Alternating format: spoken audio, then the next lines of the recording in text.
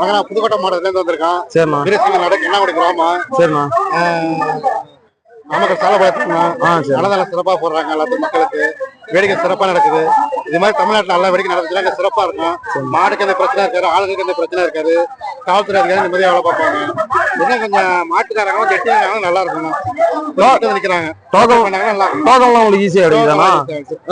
Token அதுதான் token எப்படின்னா கிராமருக்கு நடக்கிறது. யாராவது விஐபி பெரியாளுங்க மட்டும் தான் டோக்கன் கிடைக்குது. குக்கிராமத்தில் இருக்கிறவங்க சாதாரண மனிதருக்கு டோக்கன் கிடைக்க மாட்டேங்குது. யாரு பெரிய புதுக்கோட்டையா விஐபி அவங்களுக்கு மட்டும் 50 டோக்கன் கொடுத்துறாங்க. அவங்க யாரு ஒன்றிய செயலாளர், கவுன்சிலர் அந்த மாதிரி மட்டும் டோக்கன் தராங்க. அல்ல மட்டும் அது மாதிரி தான் இருக்குது. கிராமத்திலையும் பார்த்து சில கிராமத்துக்கு பார்த்து அவங்களா பார்த்து மனசு இறங்கி டோக்கன் கொடுக்கலாம்.